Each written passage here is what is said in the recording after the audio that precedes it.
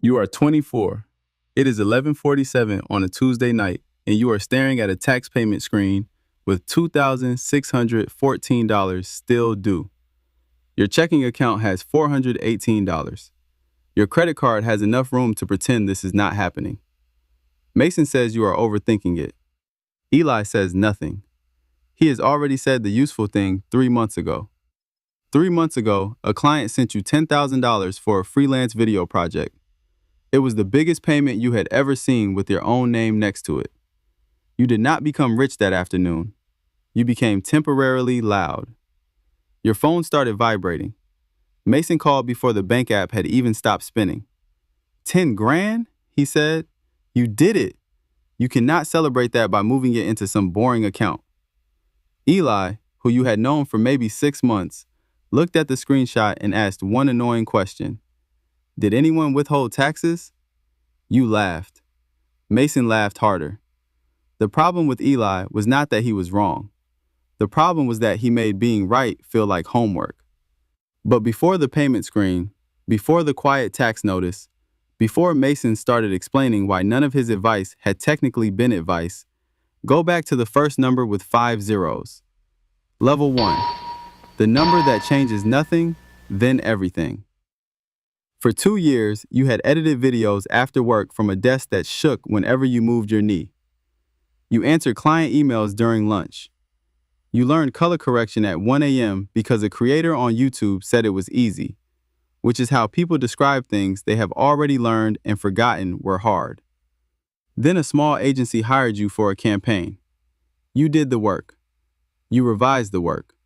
You revised the revision, which is freelance language for watching a logo move 2 pixels to the left and wondering whether civilization was worth preserving. On Friday, the payment landed, $10,000. Mason had known you since high school. He had been there for the bad haircut, the bad job, and the phase where you thought a motivational quote over a wolf was a personality. He knew your whole history. That felt like trust. Eli had met you through a coworker. He did not know your history. He only knew what you kept saying you wanted. No panic when rent was due. Enough money to choose better work. And a future that did not depend on a manager having a good mood on Monday. Mason called your payment proof. He said you had finally crossed over.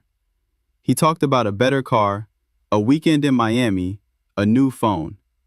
Every idea arrived dressed as a reward. You have to look successful if you want people to take you seriously. Eli did not give a speech.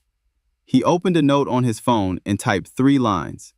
Taxes, emergency fund, business account. Move $3,000 somewhere you cannot see it every morning, he said. Then decide what the other $7,000 needs to do. You heard Mason celebrating you. You heard Eli limiting you. So you thanked Eli like he had recommended a salad at your birthday dinner. Then followed Mason to a restaurant where the menus did not have prices until after you ordered. Level 2. The friend who makes every warning sound like fear. The spending did not start with something insane. That is how it gets in. You bought dinner for the table. You replaced shoes that still worked, but had started making you feel like the previous version of yourself. You booked a trip with Mason because he said, "Bro, you cannot make $10,000 and keep living like you owe the world an apology." Every purchase came with a tiny story. The phone would help you work. The jacket would help you look professional. The trip would help you recharge. By the time the stories were done, the money had become a supporting actor in a film called You Deserve This. Eli called one evening while you were choosing between 2 hotels. He asked how much you had moved for taxes. Mason says I can handle it later, you said. There was a pause. Eli did not insult Mason. That would have been easier to dismiss. He asked whether Mason was self-employed. No, he has a regular job. Then taxes already leave Mason's paycheck before he can be irresponsible with them. You got defensive fast. You told Eli he had known you for 5 minutes compared with Mason. You told him not every decision had to be a spreadsheet. You told him he was acting like you had bought a yacht. No, Eli said. I am acting like you told me you want to stop being one bad month away from a problem. You ended the call irritated. Mason was beside you in the car when you told him. He shook his head like a man reviewing a disappointing restaurant. Some people get uncomfortable when you start winning, he said. They need you to stay relatable. That sentence was beautiful because it gave you a villain and let you keep the party. You did not notice that Mason had quietly turned every careful person into an enemy of your joy. Level 3. Advice that does not survive its own consequences. By the end of the month, the $10,000 had become $1,900 in a collection of photos, a resort balcony, a restaurant bill, a new phone reflecting your face while your bank balance became less photogenic. Then your regular job cut overtime.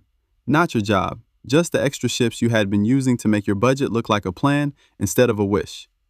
The next freelance client paid late. Rent stayed perfectly on schedule because rent has no hobbies and no interest in your personal growth. You called Mason. You told him you might need to use your credit card for the taxes when the time came. He laughed once, then stopped when he realized you were serious. Why would you do that? You should have put money aside. You waited. You told me to enjoy it. I told you to enjoy some of it. I did not know you were going to go this hard. There it was, the trap door under every confident sentence. Mason had always known what to do afterward. Beforehand, he had only known what sounded fun. He suggested a payment plan. Then he suggested another client. Then he suggested that you should have asked him sooner. Each new idea made the old advice disappear, like Mason was changing browser tabs inside the same conversation. Eli found you at a coffee shop a week later. You had asked him to come, which felt worse than asking a bank for help because banks at least pretend not to know your childhood. He did not say, "I told you so." He looked at your list of expenses and asked what you could sell, pause, and call about. It was not comforting. It was useful. You still got angry. You told him he was enjoying being right. Eli looked tired, not offended. I do not want to be right, he said. I want you to still have choices after this. That sentence stayed with you because Mason had spent a month telling you to feel successful. Eli was the first person asking whether you would still be free when the feeling left. Level 4. The thing Mason was doing while he told you not to. Tax season arrived with the 1099 form and the kind of administrative language that makes every mistake look like it was made in permanent marker. A tax preparer explained that the freelance payment had not come with automatic withholding. Your regular paycheck did not magically cover everything. You had income, records to sort, and money to find. The preparer did not care that Mason had called you rich in a parking lot. The government rarely adjusts its position because a friend had good energy. You needed cash. Mason offered to help you look through your options, which sounded generous until he started explaining his own setup. He had automatic transfers every payday. He had a small emergency fund. He had been increasing his retirement contributions. He had been doing all the boring things he called living scared when you tried to do them. You asked him why he had told you not to save. Mason leaned back. That is different. I have responsibilities. I have responsibilities. Yeah, but you just got your first big check. You needed a win. It was such a clean excuse that it almost worked. Mason had not wanted you safe. He had wanted you celebrating in a way he could recognize. Your restraint would have made him feel like the reckless one. Your spending kept the old version of the friendship intact.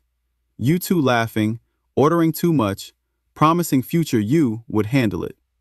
You did not need to decide Mason was evil. That would have been simple and false. You only had to admit that he liked giving advice with no bill attached. If it worked, he was the friend who believed in you. If it failed, he had never told you to do exactly that. It was a magic trick performed with your money. Level 5. The fight you were trying not to have. You met Eli outside your apartment after selling the new phone and canceling the trip you had not taken yet. You expected him to be calm. Instead, he was angry. Not loud. Eli was never loud. That made it worse. He said you had spent weeks treating every question as criticism because it came from someone new. You said he did not understand loyalty. Mason had been your friend for years. Knowing your old self is not the same thing as helping your future self, Eli said. You told him not to talk about Mason like he was a bad person. I am not, Eli said. I am talking about the advice. You do not have to hate someone to stop taking directions from them. That hit harder than an insult. It gave you no dramatic exit, no group chat war, no montage where you block a number in the rain, just a boundary, which is less cinematic but much more expensive to ignore. Together, you made calls. You asked the preparer about payment options. You set up a separate account for future freelance income. You listed the next client project before you felt ready. You stopped treating every dollar that arrived as proof you had escaped. The funny part was that the solution looked exactly like Eli's ugly little note. Taxes, emergency fund, business account. 3 lines. No champagne, no Miami. But for the first time, money stayed where you put it. Mason texted later that night. So we good? You stared at the message. You did not hate him. You missed him, which was more inconvenient. You replied, yeah, I just need to make my own calls for a while. He sent back a thumbs up. Then, probably smart, I was going to tell you that anyway. Of course he was. Level 6. The people who protect the plan. 6 months later, another client pays you $12,000. This time, the money arrives and nothing in the room changes. No dinner reservation, no frantic call, no new identity ordered through express shipping. You move the tax reserve first. You move money to the emergency fund second. You pay yourself a reasonable amount last. It is almost boring. Boring is underrated. Boring is a flat tire becoming an afternoon instead of a catastrophe. Mason calls when he sees your work online. He is proud of you. He asks if you are finally going to celebrate properly. You tell him you already did. You paid the things that will let you keep working next month. He laughs. Man, Eli got to you. Maybe he did. Or maybe Eli never got to you at all. Maybe he simply kept pointing at the life you had said you wanted, while Mason kept pointing at the moment you were in. You meet Eli for coffee. He does not ask how much you made. He asks whether the next project is worth the time it will take. You say no. For the first time, you turn it down without panic. That is the real difference. The good friend is not always the oldest friend. The good friend is not the one who claps the loudest when you make money. It is the person who can hear your goal beneath your excitement and protect it when you are too close to see the drop. You do not need friends who make every decision for you. You need friends whose advice still makes sense after the consequences arrive. And before you spend, quit, invest, or celebrate a number that feels bigger than you, give yourself enough time to ask one question. Would this person still recommend it if they had to live with the bill?